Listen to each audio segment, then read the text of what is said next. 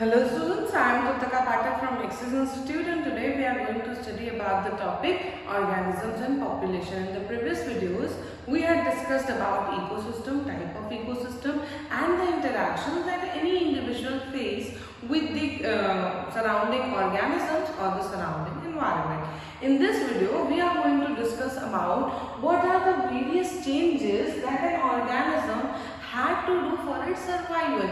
यानी कि अपनी सर्वाइवल के लिए कोई भी ऑर्गेनिज्म अपनी बॉडी में जो भी चेंजेस कर रहे होंगे उन चेंजेस को हम बोलते हैं अडैप्टेशन। अडैप्टेशन क्या होते हैं? अडैप्टेशन का मतलब होता है कि जो भी तुम्हारी सराउंडिंग्स है, ठीक है, अपनी सराउंडिंग्स के रिस्पेक्ट में किसी भी ऑर्गेनिज्म ने जो चेंजेस किए होंगे अपनी बॉडी में उन चेंजेस को हम लोग अडैप्टेशंस कहते हैं। और अडैप्टेशंस कई तरह से हो सकते हैं। हो सकता है कि वो चेंजेस कोई ऑर्गेनिज्म अपनी बॉडी में केमिकल चेंजेस या बायोकेमिकल चेंजेस हम उन्हें बोल सकते हैं, तो वो बायोकेमिकली अडैप्ट हो किसी भी हैबिटेट को ऑक्यूपाई करने के लिए। लास्ट क्लास में हमने हैबिटेट पढ़ा था। हैबिटेट क्या है? हैबिटेट किसी भी ऑर्गेनिज्म का वो लिविंग एरिया है जहां पे उसकी सर्वाइवल रेट सबसे ज्यादा एफिशिएंटली उसके लिए फेवरेबल होगी, उस एरिया को हम लोग हैबिटेट कह रहे हैं, ठीक है। तो किसी भी हैबिटेट में जिस ऑर्गेनिज्म के सर्वाइवल का रेट ज्यादा, वो इसलिए क्योंकि वो ऑर्गेनिज्म उस हैबिटेट में रहने के लिए खुद को अडैप्ट कर चुका है। वहां पे उसने अपनी बॉडी में कुछ ऐसे मॉडिफिकेशंस किए होंगे, कुछ ऐसे मॉर्फोलॉजिकल चेंज किए होंगे। मॉर्फोलॉजिकल चेंज का मतलब कि उसने अपनी बॉडी स्ट्रक्चर में कोई ऐसा चेंज किया होगा जिसकी वजह से वो उसका सर्वाइवल उस पर्टिकुलर हैबिटेट में रहना सूटेबल हो पा रहा है, ठीक है। तो जरूरी नहीं है कि ये चेंजेस सिर्फ बॉडी के अंदर हो, मॉर्फोलॉजिकल हो सकता है उसने अपने बिहेवियर में कोई चेंज किया हो जिसकी वजह से वो उस हैबिटेट में सर्वाइव कर पा रहा हो, है ना। बिहेवियर मतलब हमारे डे टू डे लिविंग जो वेज है, मेथड्स है रहने के, कि हम कैसे रह रहे हैं किसी हैबिटेट में, वो अगर अपना बिहेवियर चेंज कर रहा है तो मतलब वो खुद को अडैप्ट कर रहा है उस पर्टिकुलर एनवायरनमेंट में रहने के लिए। तो इस क्लास में हमको यही सारे टाइप्स ऑफ अडैप्टेशंस पढ़ने हैं। उससे पहले हम समझ लेते हैं कि अडैप्टेशन क्या होता है। तो देखिए यहाँ पे लिखा हुआ है कि अडैप्टेशन जो है वो किसी भी ऑर्गेनिज्म की ऐसी प्रॉपर्टी है। एट्रीब्यूट का मतलब होता है प्रॉपर्टी, ठीक है। लिखा हुआ it is a attribute of an organism. हो सकता है वो प्रॉपर्टी मॉर्फोलॉजिकल हो, यानी कि उसने अपने फिजिकल बॉडी स्ट्रक्चर में चेंज किया हो। जैसे किसी प्लांट की मॉर्फोलॉजी जब हम पढ़ते हैं तो हम क्या क्या पढ़ते हैं कि उसके सेपेल्स, उसके पेटल्स, उसके फ्लोरल कैरेक्टर्स, उसके कैक्टस मॉडिफाइड है, क्या लीव्स जो है वो कैक्टस में मॉडिफाई हो गए क्या, ये सारी चीजें जो है वो मॉर्फोलॉजिकल चेंजेस है। यानी कि किसी भी इंडिविजुअल ने, किसी भी ऑर्गेनिज्म ने, किसी भी प्लांट ने अगर अपने मॉर्फोलॉजी को चेंज किया है तो मतलब उसका मॉर्फोलॉजिकल अडैप्टेशन हुआ है किसी भी पर्टिकुलर इन्वायरमेंट में या हैबिटेट में सरवाइव करने के लिए। उसके बाद फिजियोलॉजिकल, यानी कि बॉडी के अंदर जो फिजियोलॉजिकल रिएक्शंस हो रहे हैं। अब फिजियोलॉजिकल रिएक्शंस कौन कौन से होते हैं हमने पढ़ा है 11th में। ह्यूमन फिजियोलॉजी, प्लांट फिजियोलॉजी में ह्यूमंस के लिए digestion, circulation, respiration, excretion, reproduction, ये सब ह्यूमन फिजियोलॉजी है ना। प्लांट फिजियोलॉजी में फोटोसिंथेसिस हो गई, ट्रांसपिरेशन हो गया, रेस्पिरेशन हो गया, मतलब वो लिविंग रिएक्शन जो कि किसी भी एनिमल या प्लांट को जिंदा रखने के लिए रिस्पॉन्सिबल होते हैं, उसे हम बोलते हैं ये फिजियोलॉजी। और हो सकता है वो ऑर्गेनिज्म अपने फिजियोलॉजिकल रिएक्शंस को चेंज किया हो किसी भी इन्वायरमेंट में अडैप्ट करने के लिए। उसके बाद बात करते हैं, अभी मैंने बताया इस बिहेवियरल अडैप्टेशन के बारे में। बिहेवियरल अडैप्टेशन क्या होता है? जब कोई भी ऑर्गेनिज्म अपने बिहेवियर में चेंज कर रहा है किसी भी पर्टिकुलर हैबिटेट में सरवाइव करने के लिए, तो उसे हम बोलते हैं बिहेवियरल अडैप्टेशन। तो लिखा हुआ है ये बिहेवियरल, मॉर्फोलॉजिकल और फिजियोलॉजिकल अडैप्टेशन जो कि किसी भी ऑर्गेनिज्म को इस काबिल बना रहा है कि वो वहां पे सरवाइव कर सके, यानी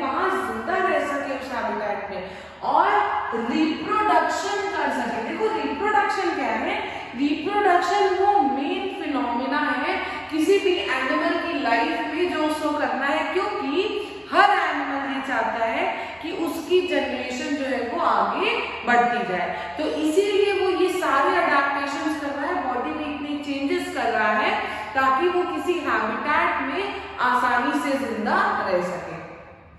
तो लिखा हुआ है कि जैसे सालों से ये अडेप्टेशन हम लोग क्या देखते हैं कि कोई भी पर्टिकुलर ऑर्गेनिज्म है वो किसी पर्टिकुलर हैबिटेट में हमेशा पाया जा रहा है, उसके जो बच्चे हुए वो उसी हैबिटेट में रहने के लिए केपेबल होते हैं विदाउट मेकिंग एनी एडजस्टमेंट्स। क्योंकि ये अडेप्टेशंस होते हैं ये साल दर साल ऐसे इवॉल्व हुए, कई करोड़ साल लग गए इनको, कई लाख साल लग गए इनको इवॉल्व होते होते, और जब ये इवॉल्व हो चुके हैं अडेप्टेशन तो ये किसी के डीएनए में फिक्स हो चुके हैं, जीन्स में फिक्स हो चुके हैं। तो ये one generation to another generation ये अडेप्टेशन इनहेरिट हो रहे हैं, जिसकी वजह से जो ऑफस्प्रिंग्स आज पैदा हो रहे हैं उन्हें उस इन्वायरमेंट को अडेप्ट करने में बॉडी के अंदर उतने चेंजेस नहीं करने पड़ रहे जितना कभी उनके फोर फादर्स ने किया होगा। क्यों? क्योंकि वो चेंजेस उनकी बॉडी में अब जेनेटिकली इनहेरिट होने लगे हैं।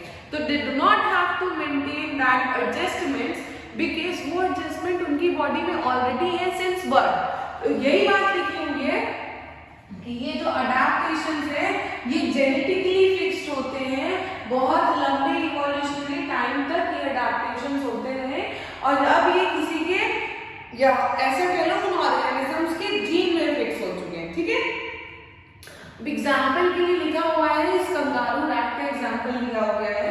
स्मॉलेस्ट रैट होता है, नॉर्थ अमेरिकन डिजर्ट्स में पाया जाता है, और क्योंकि वहां पे वाटर की बहुत ज्यादा डेफिशिएंसी है तो हम लोग क्या देखते हैं कि अगर पानी की कमी है तो ये कंगारू रैट अपने वाटर की सारी रिक्वायरमेंट को पूरी करता है अपने ही यूरिन को मेटाबोलाइज करके, और उस यूरिन का एंड प्रोडक्ट जो होता है वो खुद वाटर होता है। ठीक है, वाटर इज अ वो फैट का मेटाबोलाइजेशन कर रहा है, अपने इंटरनल फैट को मेटाबोलाइज कर रहा है, ऑक्सीडाइज कर रहा है, जिसमें वाटर जो है वो बाय प्रोडक्ट होता है। और यूरिन का उसके पास ये प्रॉपर्टी होती है कि यूरिन जो है वो मिनिमम से मिनिमम जो है वो रिलीज आउट करता है, जिसकी वजह से बॉडी से जो वाटर का लॉस हो रहा होता है वो वाटर का लॉस बहुत ज्यादा मिनिमाइज हो जाता है, जिसकी वजह से इसको वाटर की डेफिशिएंसी या पानी की कमी में भी ये कई महीनों तक सर्वाइव कर सकता है अपने इंटरनल फैट को ऑक्सीडाइज करके, जिसका एंड प्रोडक्ट वाटर है। तो उसे वाटर नहीं मिल रहा है तो भी उसकी वाटर की रिक्वायरमेंट पूरी हो रही है, और यूरिन को और ज्यादा कंसंट्रेटेड करके वाटर का जो लॉस है यूरिन के थ्रू वो मिनिमाइज कर रहा है, जिसकी वजह से वो ऐसे डेजर्ट वाले एरिया में जहाँ पे पानी की डेफिशिएंसी है वहां सरवाइव करने के केपेबल हो रहा है। तो ये क्या हो गया, ये उसका एक अडेप्टेशन हो गया, जिसको हम बोल रहे हैं ये फिजियोलॉजिकल अडेप्टेशन। उसकी बॉडी की फिजियोलॉजी में चेंज हो रहा है, उसने अपनी एक्सक्रीशन को कंसंट्रेटेड करके वाटर का लॉस मिनिमाइज किया, या फिर उसने अपने मेटाबॉलिज्म के प्रोसेस को ग्लूकोज के बदले इंटरनल फैट को ऑक्सीडाइज करना शुरू किया, जिसका एंड प्रोडक्ट वाटर है। तो अल्टीमेटली उसे वाटर भी मिल रहा है, वो सर्वाइव भी कर पा रहा है वाटर की डेफिशिएंसी में। ये कैसा अडेप्टेशन हो गया, फिजियोलॉजिकल अडेप्टेशन हो गया। ठीक है, तो अब हमने जब एनिमल्स की बात करी तो हम बहुत सारे डेजर्ट प्लांट्स की बात कर रहे थे। तो ये जो डेजर्ट प्लांट्स होते हैं इनमें एक बहुत अच्छा अडेप्टेशन होता है कि ये अपनी क्यूटिकल क्या होती है, वो एपिडर्मिस के ऊपर जो थिक लेयर होती है उसे हम बोलते हैं क्यूटिकल। तो ये अपनी क्यूटिकल को इतना थिक कर लेते हैं कि स्टोमेटा के थ्रू जो ट्रांसपिरेशन हो रहा है, ट्रांसपिरेशन क्या है, the loss of water vapours from the stomata is known as transpiration. तो जो वाटर वेपर का लॉस है प्लांट से वो इस क्यूटिकल के थिक होने की वजह से बहुत मिनिमाइज हो जाता है, क्योंकि स्टोमेटा जो है वो यहाँ नीचे कहीं रहेंगे, क्यूटिकल ऊपर है, और या फिर नीचे साइड भी क्यूटिकल रहता है, दोनों साइड क्यूटिकल के होने की वजह से वाटर का लॉस बहुत ज्यादा कम हो जाता है, मिनिमाइज हो जाता है, ये ट्रांसपिरेशन से बच जाते हैं, और वाटर का लॉस मिनिमम होने की वजह से इनका सर्वाइवल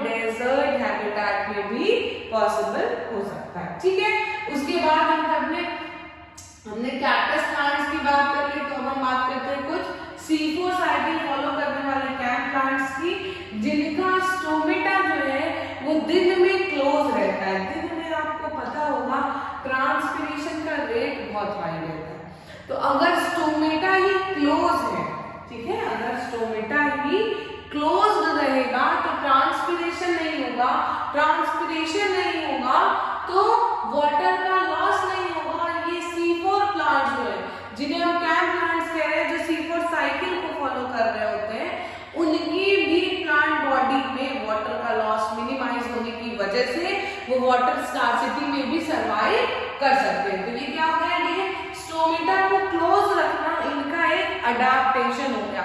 एग्जाम्पल के लिए देखो, ओपेंशिया की बात की, डेजर्ट प्लांट कैक्टस को हम लोग साइंटिफिक नेम ओपेंशिया बोलते हैं।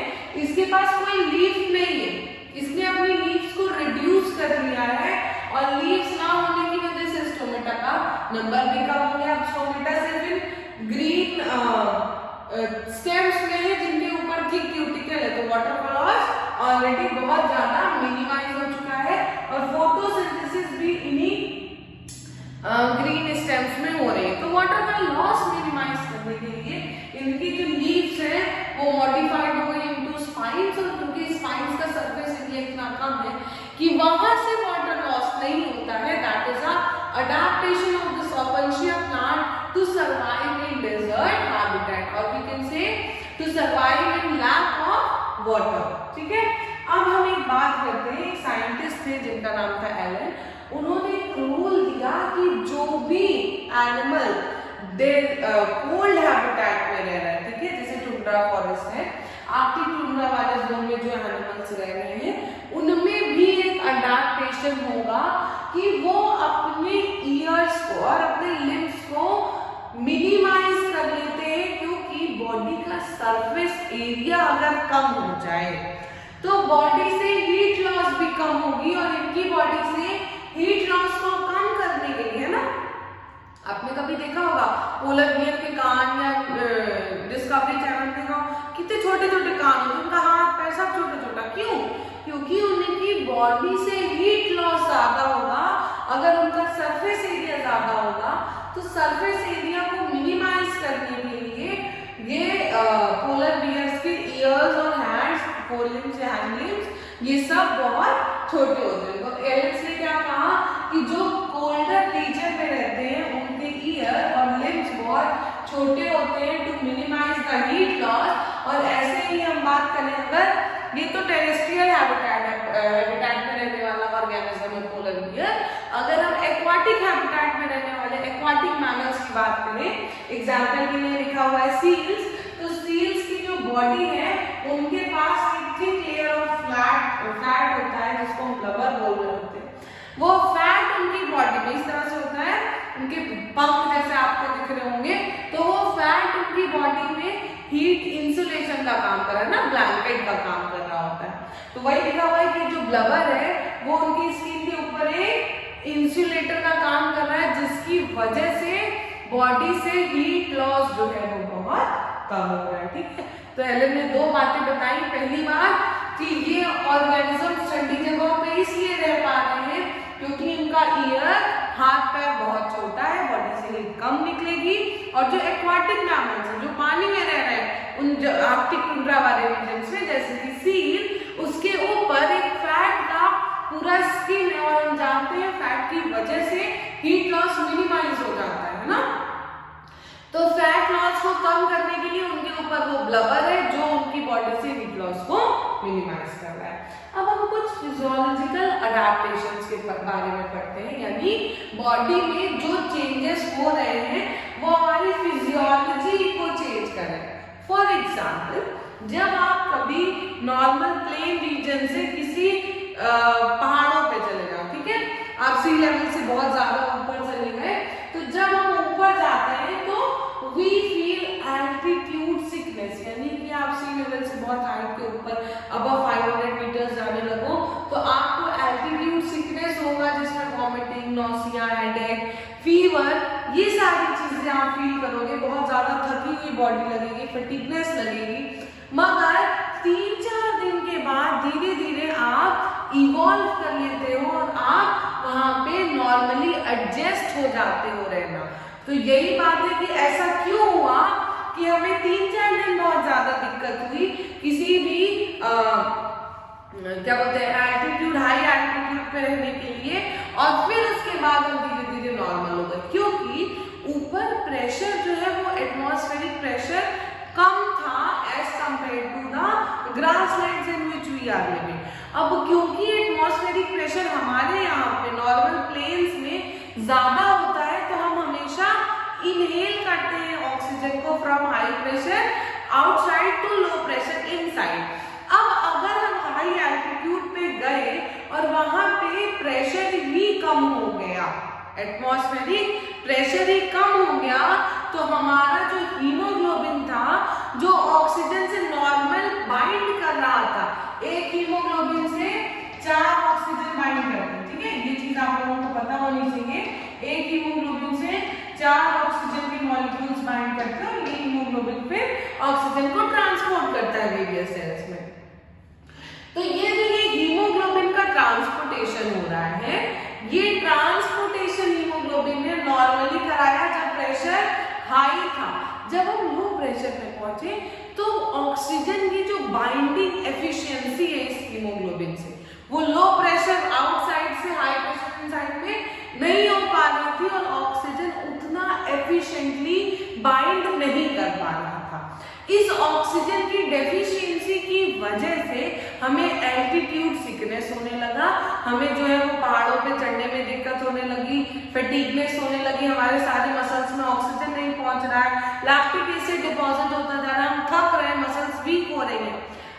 लेकिन धीरे धीरे 2-3 दिन के बाद हमारी बॉडी में फिजियोलॉजिकल अडैप्टेशन होगा, बॉडी को पता चल चुका है कि अब आपके पास ये लो प्रेशर में ही सरवाइव करने का ऑप्शन बचा है। तो बॉडी क्या करेगी, बॉडी ज्यादा से ज्यादा हीमोग्लोबिन का प्रोडक्शन स्टार्ट कर देगी, ठीक है, बॉडी ज्यादा से ज्यादा हीमोग्लोबिन का प्रोडक्शन स्टार्ट कर देगी। और जैसे जैसे ये हीमोग्लोबिन का नंबर बढ़ता जाएगा, भले ही ऑक्सीजन बाइंडिंग एफिशिएंसी हीमोग्लोबिन की कम थी, मगर हीमोग्लोबिन का नंबर जब बढ़ गया तो वो ऑक्सीजन बाइंडिंग एफिशिएंसी के कम होने के बावजूद वो बढ़े हुए नंबर्स उस चीज को कंपनसेट कर देंगे और person will start to feel normal again. ये क्या हो गया, ये हमारी फिजियोलॉजी में अडैप्टेशन हुआ, हमारी फिजियोलॉजी में चेंज हुआ, हीमोग्लोबिन का नंबर बढ़ गया, जिसकी वजह से हम लो प्रेशर में भी नॉर्मल ऑक्सीजन को अपनी बॉडी में ट्रैवल करवा सकते हैं।